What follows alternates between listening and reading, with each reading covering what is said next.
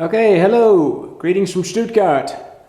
That is the view out the window of the room where in 2014 at least, and parts of 2015, I did most of my writings here at work. And here I am back in this room.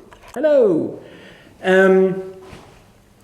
Basically, because I got a few important things to say, and I've been realizing that writing what I have to share has not been the most effective means of sharing lately. And that's for a number of reasons. First of all, what I tend to have to share is uncomfortable stuff, as any of you who have followed me know. This video is going to have a little bit of uncomfortable information, but it's a very positive video, so you don't got to worry about that. Also, these days I've noticed folks tend to not want to read, which I kind of get. You know, life is fast and it's full and there's all this going on, and we like our information in sound bites, right? Twitter that and Vine this and quick news feed, and then we can keep moving. And so who takes the time these days to sit down and read a 2-page article on an issue, or a paragraph, a long paragraph for that matter? So, even though I don't really have the technology mastered, which it'll be quite evident in this video that I have yet to master the technology, and I apologize for that in advance. The information is important, and it's become poignant, and I thought I would release it right after the election, which is coming up in about 9 days.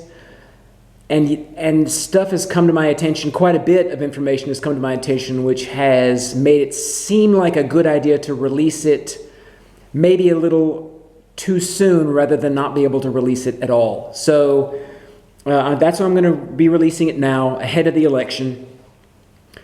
And yeah, let's get to it. I've only got 30 minutes before my memory card fills up, so I've tried this several times. And I think it was the 5th, the 6th attempt. But I'm going to keep plugging away, and maybe this is the time where it actually works. We'll see. But anyway, I've been a little upset lately. Some of you might have been following me, my writings, and noted that I've been a little upset when you really, really care, capital C, and the world and your friends and the animals and the environment and your coworkers, when they're all hurting, right, to one degree or another, or contributing to the hurt.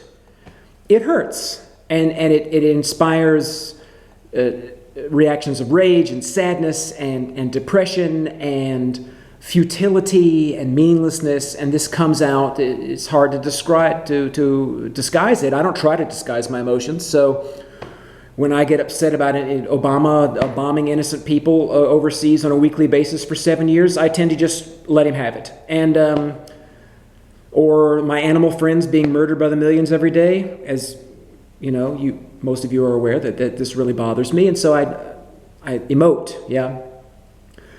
And yet I realize that maybe that's understandable. It's not a negative thing to care so much that it hurts. That's called empathy. That's the source of compassion. And that is the driving force behind any action that is going to have real profound change for the positive. Is you have to care with, you have to care for the other so intensely that their pain is your pain, and then you do something, right? That's what's been missing in a lot of our society these days, is we watch from afar, and yet we don't have enough empathy to actually get up and do something. That's starting to change, which is very exciting. And this video is being made to inspire you to feel the injustice. So maybe you too will help me and get up and do something. Okay? And so I figured it was time for some positive pro-action information as opposed to some not so positive, negative, reactive information. So,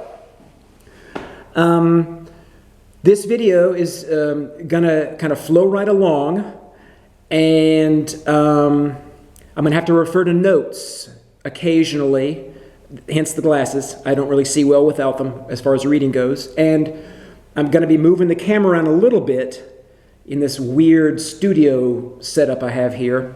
And so I apologize in advance for some of the erratic camera work. I also don't know how to edit video, so this will not be edited. So this is just coming at you raw, almost like a live stream. So bear with me. While the production might be a D quality, the content is going to be A+. And I humbly submit it's worth it to everyone to take heed of what is about to be said here over the next 20 minutes. So I realize that a very small percentage of you probably will take this to heart and do something. That's fine. Every single one of you who do listen to this and put these important bits of information into motion in your own lives will reap immense benefit therefrom, and your whole community will as well. So if just a small portion of you do that, that's fine. Then at least a small portion of you will come to know a deeper sense of meaning and purpose and peace, even during the chaotic times that are upon us. Hence this video. But I'll get to that now. So basically what this video is a practical, non-political survival guide to the next few years of chaos that is headed to the United States, and quite shortly thereafter, I think, much of the westernized world. Okay?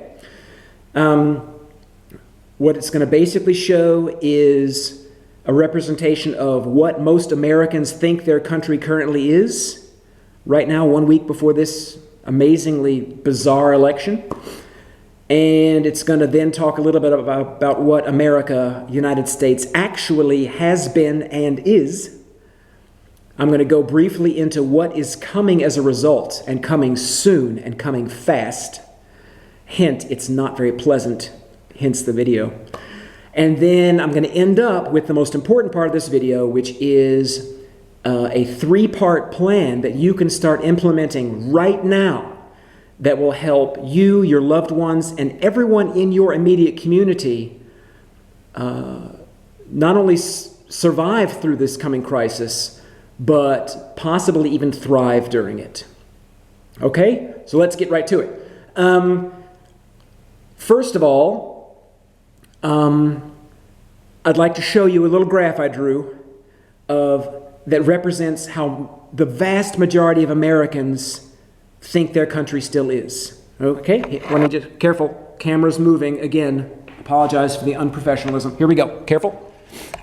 So, there we go. There's a little diagram, zoom in a little bit. And adjust the height. That's not bad. Okay, so this is what the vast majority of Americans think their country is, namely a democracy, where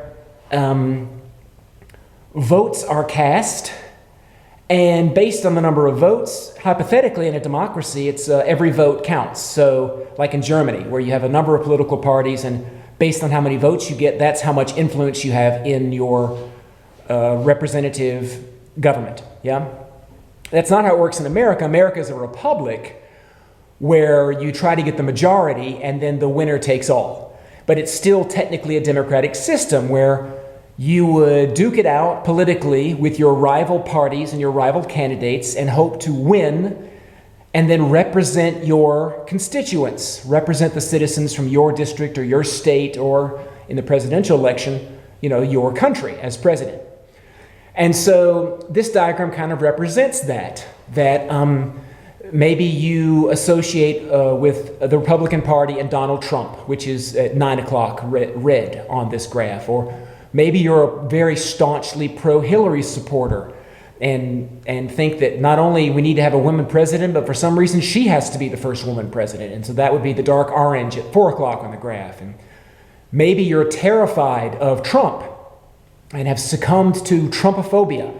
And so you are orange on the graph, which means you're going to vote for Hillary to stop Trump. And maybe you're pink on the graph because even though you can't stand Donald Trump, you're aware that Hillary's going to bring us to war with Syria with her no-fly zone, and she's going to sign the TPP, and she's going to support fracking, and it's hell in a handbasket. So you're going to vote for Trump to stop Hillary.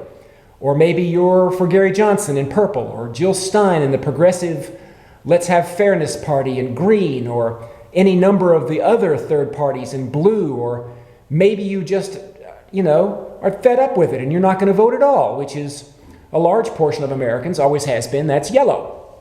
So this is the myth, okay? That is not actually the way things work in America. And let me show you here. Hi, greetings. Princeton University did a study they released in 2014, which showed what many of you already know, which is that the American democracy, which became a republic with the Electoral College, has now become an oligarchy, meaning your votes don't mean squat. Okay? That no matter how many people vote for a certain thing, such as public health care, seeing as how America is the only real developed country in the world that doesn't have it, everyone wants it, but the politicians, they won't pass it. Because who controls an oligarchy? The people? The votes? No. The money. Big money. Corporate money. Millionaire money. That's an oligarchy, okay? Where it appears to be a democracy to distract you. It gets you fighting Hillary against Trump and Trump against Hillary and Johnson against all of them and Jill Stein. And so you're fighting here to think you can vote in a democratic system and fix things, get a representative for you, when in actuality, this is what it is. This is the United States. It's an oligarchy. The 1%, the politicians in harmony with the multimillionaires and the corporations, using the military and the media, which I did right here, to control the wealth, the abundance, the power for themselves. And if things happen to end up good for the rest of us, if a law happens to benefit the rest of us, and we get a little crumb, that's just an accident. What we really want and really need is not going to happen because it doesn't benefit the 1% who runs the show. And I've got lots of links below in the comment box that clearly show this to be the case. Okay? That America is an oligarchy. Right? This is the distraction and the myth to keep you sedated into thinking that you just have to vote and get the right person in office and then sit back on your sofa and they'll fix it. When really, they, whoever they are, doesn't matter who they are, enter the system and have to play by the system's rules, which is the wealthy get what they want and the crumbs get, spread around left over to keep the people happy enough. Okay? Now, what comes down to this is, I'm going to now give you a little prognosis, okay? Hillary's going to win a week from Tuesday, all right? Or be coronated or chosen or whatever. Now, whether she wins or not, or whether she wins and gets impeached and then Tim Kaine takes over, doesn't matter to the oligarchy, right? Just doesn't matter. Yes, Hillary is in the oligarchy's pocket, and so is Tim Kaine, so it'll be easier for the oligarchy to do whatever the hell it wants as far as starting wars, signing the TPP, etc., if she gets in, which I think she will. But it really doesn't matter, because ultimately, no matter who gets in, either does what they want or they get booted. Okay? So now we get to the fun part. What happens when you have an oligarchy? What happens? Yeah? And when you have an oligarchy that's established, three things can happen. First of all, it runs its course, and it spreads as far as it can spread, and it abuses as many people and absorbs as many resources as it can, consolidates as much wealth in as few people as possible, and then when the resources run out, it eats itself alive and it collapses. This happened in Rome. It happened to the British Empire. It happens to the authoritarian state in Russia. Anytime power gets consolidated too intensely, it crumbles at a certain time. An American oligarchy is on its way to crumbling. It is getting very, very, very close.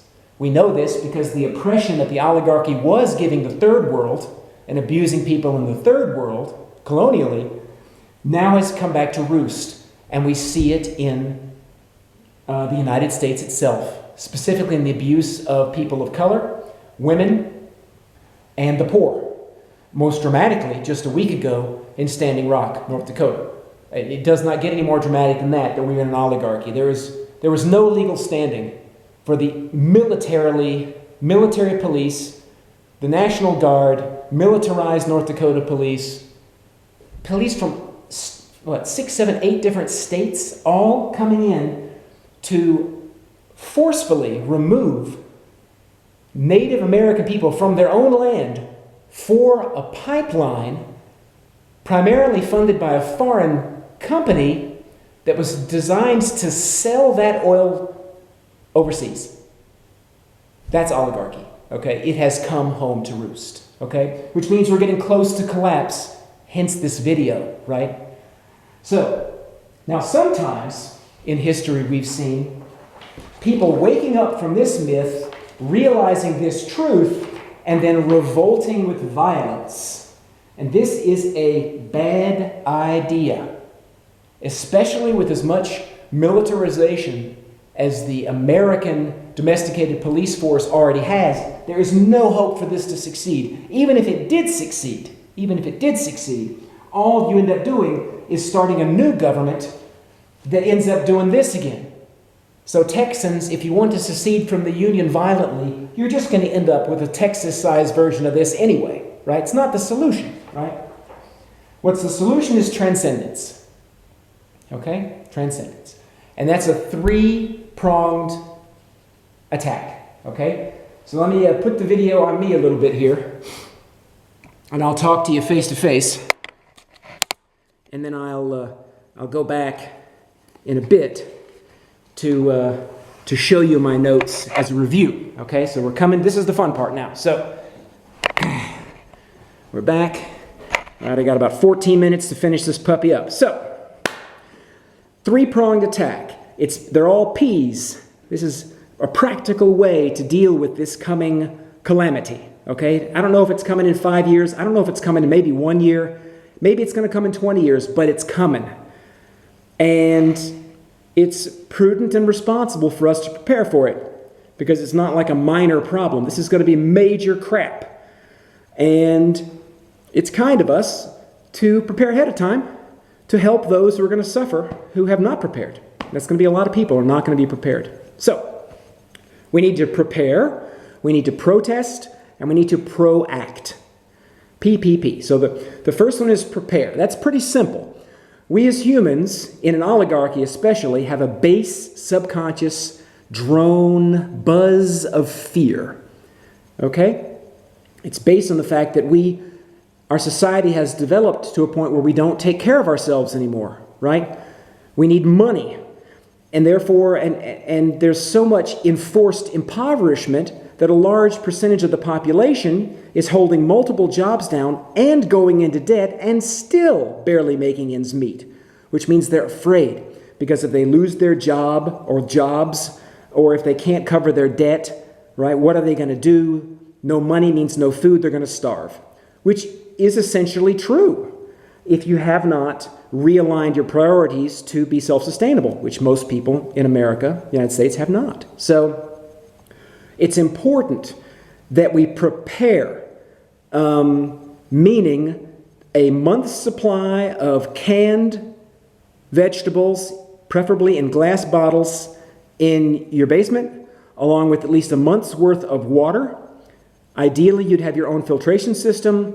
75% of American tap water is contaminated with heavy metals. You can't be drinking your tap water anymore. And the government has already shown, see Flint, Michigan, they are not interested in solving that problem. They don't care about you. They give $38 billion to Israel to continue apartheid against Palestine, and they don't have enough money to give 1 cent to Flint or any other community who are being poisoned by their pipes, tap water. Get your own water. If you can't have a filtration system, which is ideal, find good glass-bottled water and keep a lot of it on hand. And the third thing you need, water, food, and warmth, I call it, which means either solar panels, if you can afford them, and if you can't, at the very least, a massive amount of white, unscented candles. Okay? That sounds silly, but it's not. Because on a subconscious level, right now, everyone is thinking subconsciously, oh shit, if it hits the fan, I'm screwed, which for most of us is true. But if you have a month's worth of food and water, plus, maybe hopefully more, and a basic source of light and warmth, right? Then you will be thinking, damn, it's about to hit the fan, but I'm okay for a month, which frees you up, frees enormous amounts of energy up for you to be productive in your life and face what's coming with more efficiency and dignity and productivity. Okay, so that's prepare. That's number one. And remember also, this is not preparing just for you and yours. This is not survivalist mentality. It does nobody any good to dig a bunker, hide out for a month, and come up alone, safe and sound. If we don't evolve to where we are thinking about us as opposed to me or mine, us and ours, right? We're in trouble.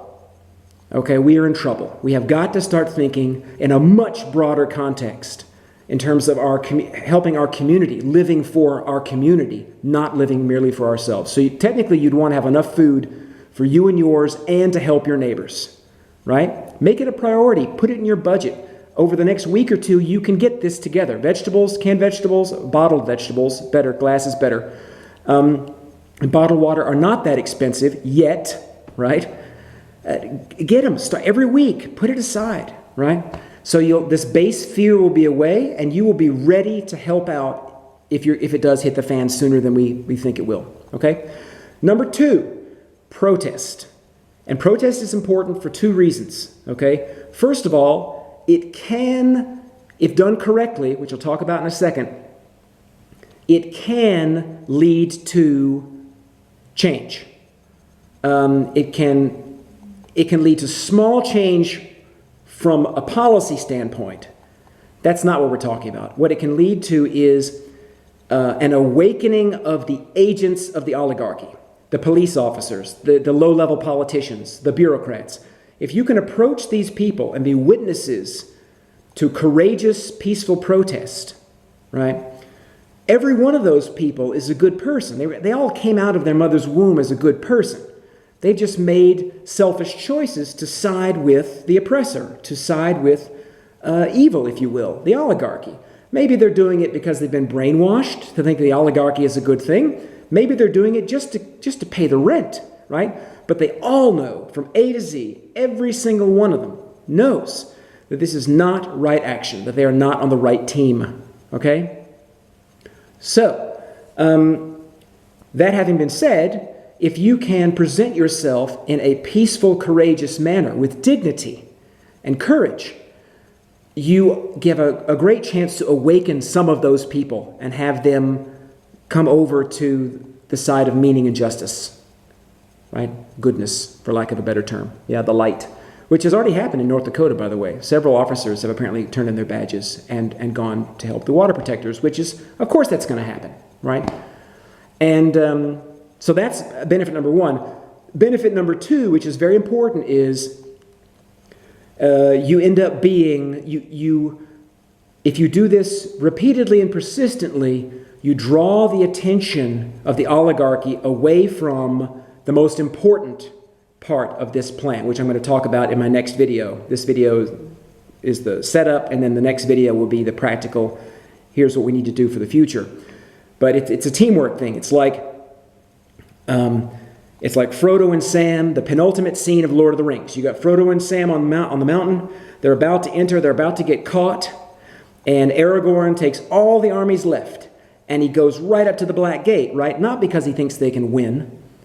This is the protest analogy, right? Not because they think they can win and change Sauron into this great guy, right? It's to get his attention away. Get his attention away. Because the oligarchy is terrified of protest. Terrified of it. Especially dignified, peaceful protest. It doesn't understand it, and what it doesn't understand, it fears. And so if you draw the attention away from the oligarchy's attention away from other people, these people will have a chance to very quietly do and build exactly what I'm going to talk about in the next video. Okay, it's a tandem work, right? It's one side rattles and makes the protest, and the other side just very quietly just goes and does what it has to do to help us build for the future, which is going to be a very good video. I recommend watching part 2. Anyway, to close this video, it's important to know what effective protest is. Effective protest is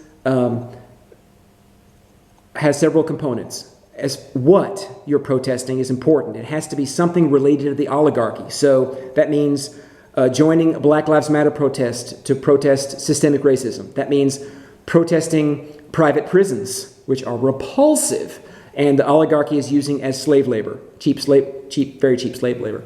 It's protesting the fossil fuel industry, especially tied to pipeline production against Native Americans. So the no DAPL protests out at Standing Rock would be a great thing to join that protest. Very powerful.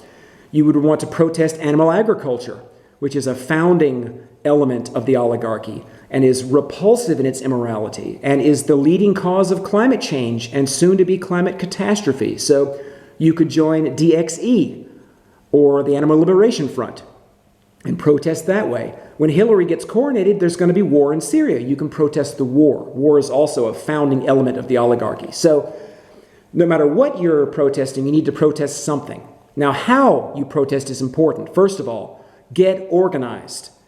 Don't react with emotion. That's what they want you to do. They want you to get pissed, be angry, and give them a reason to clamp down with riot police, if not insert a police state, right? They want that. They want to mass incarcerate you, right? They want to attack and have an excuse to be violent. Be organized ahead of time. Know where you're going to protest, how you're going to protest. When you protest with dignity and with peace. No violence, no weapons, and, important, the less you say, the better.